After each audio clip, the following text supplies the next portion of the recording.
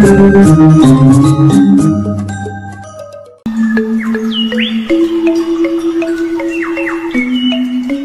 Swastiastu, Om Awigenam Astu Namo Sidam, Om Sidirastu Tat Astu Swaha, Om Anubhadra Kertawiyantu Wiso. Semoga pikiran yang baik datang dari segala penjuru. Umat sedharma yang berbahagia, dimanapun berada, senang sekali hari ini saya menemani umat sedharma dalam program talkshow Tutur Agama dan Kerukunan melalui seluruh umat. Acara talkshow ini diselenggarakan oleh penyelenggara Hindu Kabupaten Luwu Timur bekerjasama dengan kelompok kerja penyuluh Kabupaten Luwu Timur. Dalam kesempatan ini, program talkshow akan mengangkat tema tentang Nyerot No Pindah Ye. Dalam kesempatan kali ini telah hadir dua narasumber yang akan menemani kita dalam program talkshow kali ini. Yang pertama yaitu Ibu Made Chandrawati, SP. Om Swastiastu, Ibu Made. Swastiastu, Pak Gusti. Beliau bergabung di kelompok kerja penyuluh mulai tahun 2019. Nah, ke narasumber yang kedua yaitu Bapak Komang Arta Buana, SPDH. Om Swastiastu, Pak Komang. Nah, beliau merupakan anggota dari atau bagian dari kelompok kerja penyuluh yang telah bergabung di penyuluh Kabupaten Luwu Timur sejak tahun 2018. Langsung saja kita ke pemateri yang pertama yaitu Ibu Made Dewi Chandrawati. Nah, bagaimana pandangan Ibu Made mengenai pernikahan nyerot? Mungkin bisa diberikan pemaparan kepada Ibu, saya persilahkan. Ya, terima kasih Pak Gusti. Sebenarnya apa sih itu pernikahan nyerot ya? Pernikahan nyerot itu merupakan pernikahan yang sangat dihindari oleh lingkungan masyarakat Hindu. Kenapa seperti itu? Pernikahan nyerot itu merupakan pernikahan yang dilaksanakan karena adanya perbedaan kasta. Jadi di Hindu itu, terutama di Bali itu masih mengenal dengan yang namanya sistem kasta. Kasta itu ada 4. Yang pertama itu adalah Brahmana, Ksatria, Waisya, dan Sudra. Nah, pada kasta Brahmana ini biasanya pada nama-nama itu disisipkan nama Ide Bagus atau Ide Ayu. Kemudian untuk yang berkasta Ksatria biasanya pada nama-nama masyarakat itu disisipkan nama Cokorde atau Anak Agung. Dan untuk kasta Waisya itu namanya disisipkan dengan dewa atau desak. Sedangkan Sudra itu namanya seperti nama masyarakat Bali pada umumnya yang disisipkan nama Putu, Kadek, Komang ataupun Ketut. Nah, pernikahan nyerot ini terjadi apabila seorang perempuan yang berkasta Brahmana menikah dengan laki-laki yang berkasta Sudra. Nah, karena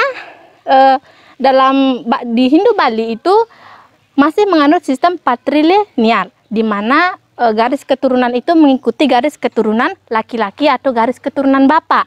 Nah, perkawinan nyerot ini biasanya dilakukan oleh perempuan, jarang dilakukan oleh laki-laki. Seperti itu Pak Gusti. Ya, terima kasih Ibu Made untuk mengenai penjelasan tentang nyerot itu. Nah, tentu dari penjelasan Ibu Made bisa dikaitkan bahwasanya seperti apakah nanti untuk pindah agama, kan seperti itu. Nah, di sini kita ke narasumber yang kedua yaitu kepada Bapak Komang. Nah, dari apa yang disampaikan Ibu Made tentu ada suatu pertanyaan buat saya maupun umat sedharma. Seperti apa sih pandangan Bapak Komang secara umum khususnya mengenai pindah agama sebelum nanti kita berbicara lebih jauh tentang pandangan Hindunya. Mungkin kepada Pak Komang saya persilahkan. Baik. Terima kasih kepada moderator. Sebelum saya menjawab dari pertanyaan moderator, tidak lupa saya mengucapkan pangasengkara. Om Swastiastu. Baik Bapak Ibu Mas Dharma dimanapun Anda berada, berkaitan dengan perpindahan agama, bagaimana pandangan agama Hindu tentang perpindahan agama. Jadi kita perlu ketahui, agama adalah sebuah keyakinan yang muncul baik itu dari diri kita sendiri maupun dari sejak lahir. Nah, perpindahan agama ini kalau kita berbicara tentang agama Hindu menyikapi tentang perpindahan agama itu sangat dikatakan bahwa agama atau di dalam Bhagavad Gita Adhyaya 16 sloka 23 bahwa ia yang meninggalkan ajaran suci Weda akan dengan cara karma tidak akan memperoleh kebahagiaan, ketenangan dan tujuan tertinggi atau moksa. Jadi sudah jelas menurut agama Hindu bahwa jangankan kita meninggalkan agama kita, ya, kita meninggalkan orang tua saja secara leluhur, garis leluhur, kita mendapatkan karma yang tidak baik. Apalagi kita meninggalkan agama kita. Kenapa demikian? Saya ambil di dalam Bhagavad Gita 16 sloka 19 juga diperjelas seperti ini. Mereka yang membenci aku atau Weda dikatakan ia adalah orang hina. Dia akan dijerumuskan atau dicampakkan dalam perut-perut raksasa. Ini artinya Bapak Ibu umat sedharma yang berbahagia dimanapun Anda berada, bahwa kita jangan pernah sekali-sekali meninggalkan keyakinan leluhur kita. Apapun alasannya, sebab kita mempunyai ajaran yang sangat tinggi di luar daripada keyakinan orang lain. Demikian, sebagai contohnya kita meyakini bahwa agama adalah konsep yang sangat tinggi. Tidak perlu kita menyuarakan hal-hal yang keras dan sebagainya. Tidak perlu kita mencari jauh-jauh. Karena Tuhan sejatinya ada dalam diri kita. Nah, pandangan agama Hindu saya kira sudah jelas bahwa melarang umatnya untuk meninggalkan atau berpindah agama. Itu sesuai dengan agama Hindu. Saya kira demikian. Nanti kita bahas lagi yang selanjutnya. Saya serahkan pada moderator. Dari penjelasan Pak Komang tadi, di sini saya ingin diskusi lebih dalam lagi terkait pindah agama maupun nyerot seperti itu. Nah, untuk Ibu Made, dari apa yang dipaparkan Pak Komang tadi bahwasanya ketika kita meninggalkan ajaran leluhur kita, kita akan melakukan suatu kesalahan yang sangat besar. Seperti itu. Ya. Nah, di sini bagaimana pandangan Ibu Made mengenai apabila seseorang yang melakukan pernikahan nyerot, nah, melakukan pernikahan nyerot tentu secara pandangan Hindunya bahwasanya yang melakukan pernikahan tersebut sudah meninggalkan garis leluhurnya atau keturunannya. Nah, Ibu Made mengatakan tadi bahwasanya yang lebih dominan melakukan perkawinan nyerot adalah dari pihak perempuannya. Nah, kejadian-kejadian di masyarakat apabila dari pihak laki yang melakukan prosesi perkawinan tersebut, seperti apa pandangannya dan bagaimana tanggapan Ibu Made juga mengenai isu-isu yen nak subuh nyerot sing dadi maduran atau sembahyang ke sanggah merajan bajang, nah, seperti itu. Nah, saya persilakan Bu Made, bagaimana pandangan Ibu mengenai polemik di masyarakat kita. Saya persilakan Ibu. Ya, jadi seperti yang saya katakan tadi bahwa perkawinan nyerot ini polemik ya, polemik dari zaman dahulu sampai sekarang dan bahkan ditakuti oleh perempuan. Kenapa seperti itu? Karena ketika seorang perempuan menikah atau ketika seseorang yang menikah dan nyerot pasti diancam. Kalau kamu nyerot, menikah nyerot, tidak boleh sembahyang lagi di sanggah. Ataupun ketika mama dan bapaknya meninggal, tidak boleh lagi melaksanakan penghormatan terakhir untuk orang tuanya. Itu ancaman yang diberikan kepada anak. Dan itu masih sering dilakukan atau masih sering terjadi di lingkungan masyarakat. Kenapa seperti itu? Biasanya seorang wanita yang menikah nyerot, itu sebelum melaksanakan upacara pernikahan, ini untuk wanita yang seumpamanya berkasta Brahmana, kastanya dilepas dengan upacara itu patiwangi, ya, artinya melepas kebangsaannya agar dia setara dengan mempelai prianya. Jadi ketika kastanya sudah dilepas, dia tidak boleh lagi ke sanggah. Katanya kalau tidak dilepas nanti bisa rumah tangganya panas ataupun kena gangguan leluhur. Tapi sebenarnya ya Bapak Gusti, kasta dengan agama itu berbeda. Dalam agama itu tidak mengenal yang namanya kasta. Dalam agama Hindu itu mengenal yang namanya caturwarna atau penggolongan masyarakat berdasarkan pekerjaannya. Dan ini tidak diwariskan ya, perlu digarisbawahi, caturwarna ini tidak diwariskan. bisa jadi orang tuanya Brahma, kemudian bisa jadi orang tuanya itu seorang pendeta atau dari golongan Brahmana, kemudian anaknya menjadi petani tulen. Berarti anaknya itu termasuk dalam Sudra, jadi tidak termasuk dalam Brahmana. Sedangkan kasta ini mulai muncul di Bali itu pada zaman penjajahan Belanda, dan ini jauh sekali tidak ada hubungannya dengan agama. Tujuannya adanya kasta ini pada zaman penjajahan Belanda itu adalah untuk membedakan golongan antara masyarakat yang mampu dari segi ekonomi dan masyarakat yang berada di sekitaran raja pada masa itu. Jadi tidak ada hubungannya. Jadi sekarang itu dan sekarang itu masih terbawa sampai sekarang. Makanya anak seorang perempuan yang menikah nyerot itu dikatakan jangan sampai kamu menikah nyerot, nanti tidak boleh sembahyang ke merajan. Sebenarnya itu salah. Dari kasta dengan agama saja sudah berbeda, apalagi sampai dilarang sembahyang ke merajan. Besar sekali dosanya ketika orang memutuskan hubungan antara leluhur dan keturunannya. Tidak boleh, bahkan dalam kitab suci Bhagavad Gita saja dikatakan ketika kita berbakti kepada buta akan sampai kepada buta, ketika kita berbakti kepada leluhur akan sampai kepada leluhur, ketika kita berbakti kepada dewa akan sampai kepada dewa, dan bakti kita kepada buta, kepada leluhur, dan kepada dewa merupakan salah satu jalan kita bakti menuju ide Sangyang Widi Wasa. Seperti itu. Mungkin seperti itu Pak Gusti penjelasan dari saya.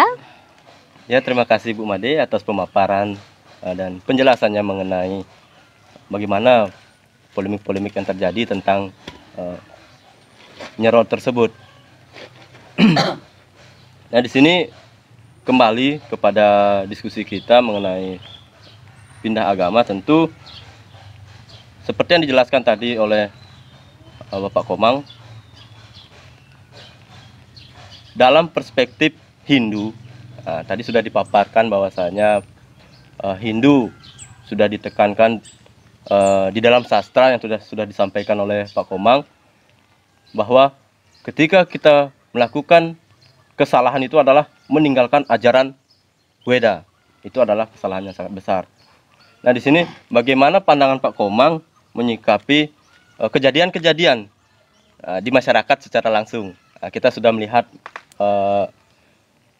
umat kita, khususnya umat Hindu, mengikuti kepercayaan di luar Hindu. Dan seperti apa tanggapan Pak Komang mengenai hal itu? Mungkin bisa dijelaskan secara umumnya, pandangan hukum secara umum, kemudian dikaitkan dengan pandangan Hindu yang Bapak Komang jelaskan tadi. Saya persilakan Pak Komang. Baik, terima kasih kepada moderator. Kepada Bapak Ibu Mas Dharma dimanapun Anda berada, topik ini dari awal memang sangat menarik untuk kita angkat, karena di samping ini adalah topik yang memang perlu dipahami, tetapi di masyarakat kita banyak yang masih dilema atas perpindahan agama yang berkaitan dengan kata nyerot atau kasta ini. Nah, kalau kita berpikir tentang perpindahan agama, apakah sah diatur oleh hukum atau tidak, kan begitu. Bapak Ibu Mas Dharma, kita tahu bahwa di dalam Undang-Undang Nomor 1 Tahun 1974, Pasal 1 dan 2 dinyatakan bahwa hukum yang mengatur sah tidaknya suatu perkawinan adalah ketika ia sudah resmi atau diatur oleh lembaga-lembaganya. Baik itu kalau di tingkat Hindu ada majelis parisadanya, ada adat, dan kedua orang tua memperoleh persetujuan. Itu menurut undang-undang. Bagaimana kalau kita mencakup tentang perpindahan agama? Tidak, kalau secara hukum itu tidak akan diatur. Yang penting kedua keluarga mempelai sepakat, kan begitu. Tetapi kembali lagi, ajaran kita ini yang sangat adiluhur ini sangat miris ketika umatnya memiliki keyakinan yang berubah-berubah. Misalnya sekarang dia Hindu, terus kemudian berpindah karena mengikuti hawa nafsunya, kama, mengikuti menikah dan sebagainya, akan terjadi pergolakan daripada apa yang ingin dia capai. Karena pada saat kita ingin mencapai sesuatu yang tertinggi atau moksa, ketika kita berpindah agama, tentu keyakinan akan berbeda. Ya, tidak akan sampai pada taraf yang tertinggi. Nah, saya ingin sedikit apa yang disampaikan oleh saudari Ibu Made tentang kata perpindahan agama dengan nyerot. Nyerot ini perlu kita kaitkan seperti ini. kasta yang seperti dikatakan tadi bukanlah tidak dikenal di dalam agama. Karena di dalam agama yang dikenal adalah warna. Warna itu artinya pembagian kelompok berdasarkan kualitas dan pekerjaan. Ini dijelaskan di Bhagavad Gita Adhyaya 4, Sloka 13. Nah, yang dikatakan seperti ini. Aku menciptakan warna atau kelompok itu menurut kualitas dan pekerjaannya. Tetapi aku tidak merubah diriku berdasarkan apa yang kuciptakan. Artinya begini, ketika salah satu umat kita memiliki kasta Brahmana, Tuhan tidak akan condong, oh saya lebih menyayangi beliau sebagai pendeta. Tidak. Tuhan bersifat sama, tetapi hanya profesi kitalah yang membedakan. Nah, kaitan dengan tadi materi kita perpindahan agama dan nyerot, saya perlu katakan supaya dilema ini tidak panjang kepada umat Hindu dimanapun Anda berada, nyerot itu adalah kesepakatan. Karena kasta ini yang kita tahu adalah bersumber daripada penghargaan. Ya, kasta ini misalnya ada yang menjadi pendeta, ya dihargailah sebagai rohaniawan, pendeta. Nah, ada yang berkasta kesatria, hargailah dia sebagai keturunan kesatria. Tapi tidak harus meninggalkan diri kita. Misalnya kasta kesatria harus dihormati, sedang kasta kesudra tidak dihormati, jangan. Karena semua umat agama adalah sama. Semua harus kita hormati, semua harus kita jaga, saling menghormati. Saya kira dalam kata nyerot ini perlu digarisbawahi adalah kita tetap merangkul yang namanya leluhur, ya. Baik itu dikatakan misalnya seorang kesatria menikah dengan waisya dan sudra, dikatakan tidak boleh tangkil ke rumah bajang, perlu dipahami lagi bahwa Tuhan dalam sastra pun mengatakan bahwa kita harus selalu memuja para leluhur kita, bakti pada leluhur kita sampai kapanpun. Karena tanpa jalan leluhur, kita tidak akan memperoleh jalan terang. Itu yang perlu kita garis bawahi. Oke, yang kembalikan kepada moderator. Ya, terima kasih Pak Komang atas penjelasannya mengenai pindah agama dan nyerot untuk Ibu Made juga. Nah, dari apa yang didiskusikan bersama kedua narasumber kita pada hari ini, ada beberapa hal yang bisa saya simpulkan diantaranya bahwasanya prosesi nyerot atau proses upacara nyerot itu di dalam Hindu itu diperbolehkan selama ada suatu kesepakatan di antara kedua pihak, baik dari pihak Purusa maupun pihak Perdana.